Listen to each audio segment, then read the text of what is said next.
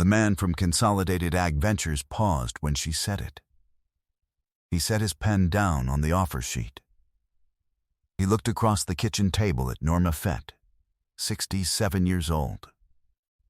Coffee going cold beside her, no lawyer present, no one else in the house, and he made the mistake of smiling. He thought she was bluffing. He had driven 2 hours from the regional office in Sioux City to sit in this kitchen in Ida County, Iowa, and he was not going to be outmaneuvered by a widow in a farmhouse with a cracked linoleum floor. He picked his pen back up. She let him. Somebody had to write this one down, or it would have been forgotten. If you believe stories like this deserve to be remembered, take a second to subscribe before we go any further. The rest of it matters.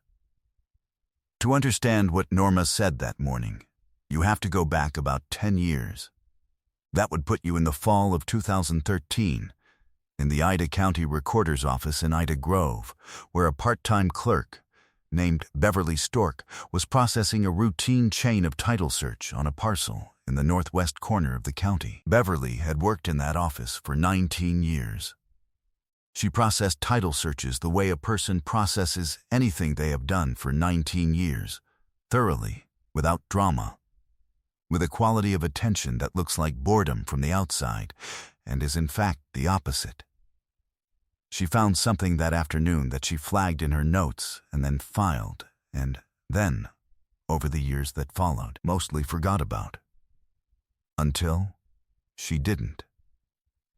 The 80 acres had been in the Fett family since 1948, when Norma's father-in-law, a man named Walter Fett, had bought them from an estate sale following the death of the previous owner, a grain farmer named Aldous Pickett, who had died intestate and left a title situation that took 18 months to resolve. Walter paid $61 an acre, which was considered reasonable for that ground in 1948. He raised hogs on it for 30 years, then converted to corn and soybeans in the late 1970s when the hog market went the wrong direction and the bean prices went the right one. He gave the farm to his son Gerald in 1981. Gerald and Norma were married in 1979, which made her a Fett by the time the deed transferred. Gerald died in 2019, a Tuesday in February, from a heart that had been going wrong quietly for 3 years while he went on farming as if it hadn't. Consolidated Ag Ventures had first approached Gerald in 2011. They were assembling ground in the northwest corner of Ida County, buying up parcels, rolling them into a managed operation. The kind of large-scale row crop consolidation that had been reshaping county plat maps across Iowa since the mid-2000s. Gerald's 80 acres sat inside the footprint they wanted. Not critical to the assembly, but useful. A gap. They made a first offer of $5,400 an acre, which was $432,000 for the parcel. Gerald thanked the representative and said he'd think about it. He did not call back. They called again in 2013. Then in 2015. In 2017, they sent a letter followed by a representative, a different one this time, younger, with a better offer. Gerald listened. He was polite. He said the place wasn't for sale. He did not say why. He didn't feel he owed them a why. After Gerald died, the calls resumed within 4 months. Norma fielded them the same way Gerald had, politely, without commitment, without explanation.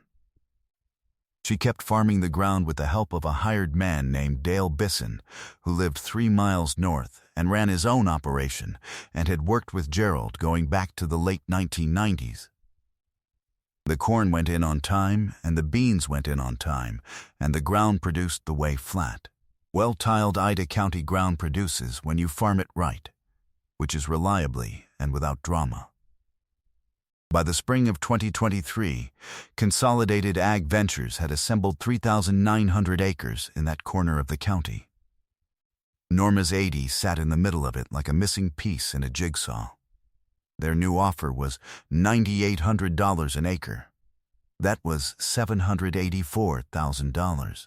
Their regional director, the man who eventually drove down from Sioux City, had the authority to go to $820,000 if she pushed. He had a signed offer sheet. He had a timeline.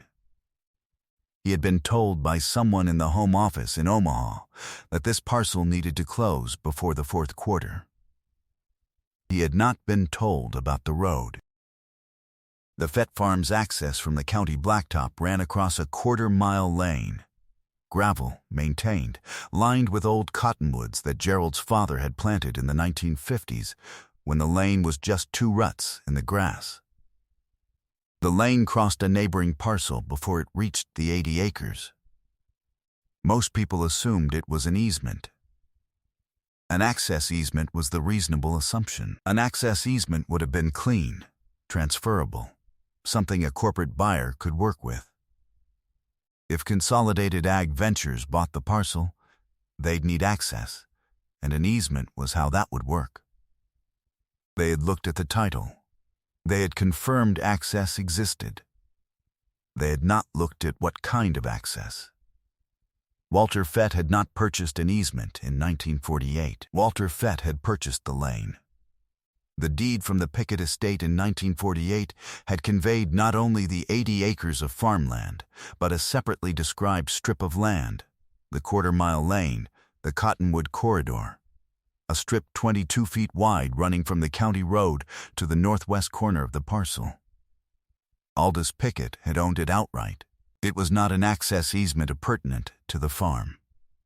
It was fee simple title to a strip of land that happened to function as a lane. Walter had bought both pieces in the same transaction for the same $61 an acre blended price, and they had transferred together to Gerald and then to Norma as a single estate. Beverly Stork had found this in 2013. She had noted in her file that the Fett parcel carried a separately deeded access strip, which was unusual enough to flag. She had filed it and moved on. Norma had found it in 2019, in the 3 months after Gerald died, when she had spent several evenings going through the deed files in the gray metal box Gerald kept on the shelf in the mudroom. She was not a woman who left important paperwork unread. She had a good memory for things that mattered, and a habit of writing down the things she didn't want to trust to memory. She read the 1948 deed twice, read the legal description of the lane strip, and understood immediately what it meant. She wrote the parcel description and the instrument number in a spiral notebook she kept in the kitchen drawer. She did not call anyone. She went to bed. Her father-in-law Walter had told Gerald once, in a conversation Gerald had repeated to Norma without really knowing why it stuck with him, that the most valuable thing a farmer could own was something nobody else knew they owned. He was talking about a piece of equipment at the time, a tow-driven grain auger he'd bought at an estate sale for $40 and used for 11 years before anyone at the co-op elevator realized he hadn't rented it. But the principle, Norma had always thought, was bigger than the auger. The man from Consolidated Ag Ventures sat in her kitchen on a Thursday morning in March of 2023. He had driven 2 hours. He had a signed offer sheet. He had reviewed the title work his company had done on the parcel, which had confirmed that access existed via the quarter-mile lane. Norma poured coffee. She read the offer sheet. She set it down on the table without picking up the pen he had placed beside it.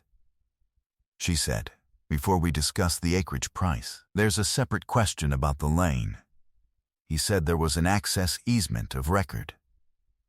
She said, "It's not an easement. It's a deed." She said the instrument number, which she had written in the spiral notebook and had looked at again that morning. She said Walter Fett acquired fee simple title to the lane strip in the same 1948 transaction as the farmland, and that strip was still part of her estate, and that any purchaser of the 80 acres who did not also purchase the lane would be acquiring a landlocked parcel with no legal access to the county road. He paused. He set the pen down. He smiled. He picked the pen back up. Norma let him.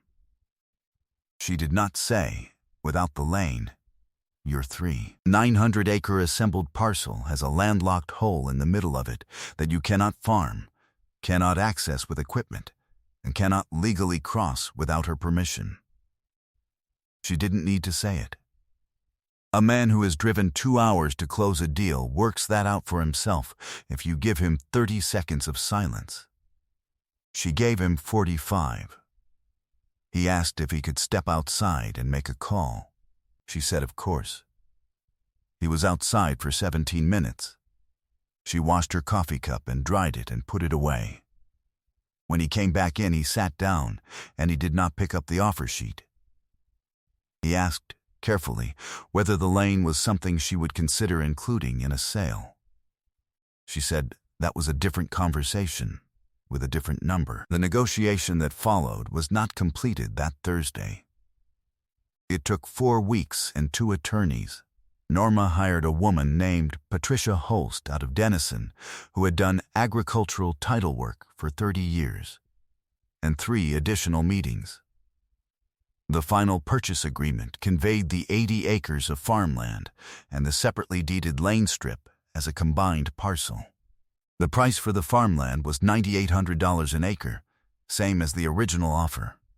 The price for the lane, a quarter-mile strip of gravel and old cottonwoods 22 feet wide, was negotiated as a separate line item. They paid $74,000 for the lane. The cottonwoods were included. Beverly Stork retired from the Ida County Recorder's Office in early 2024, after 29 years. She heard about the Fett sale through a mutual acquaintance and recognized the parcel description.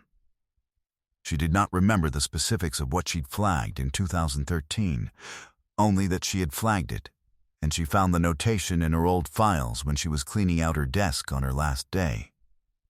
The notation said, Fett parcel. Note separately deeded access strip, instrument 1948-0441B. Not easement. Fee simple. Flag for any future title work. It was a good flag. It was just good for a different person than she'd expected. Norma Fett is 69 now. She sold the farmland and the lane in June of 2023 and used a portion of the proceeds to pay off the operating note Gerald had carried since 2014 and set the rest in a farm trust for her 2 daughters.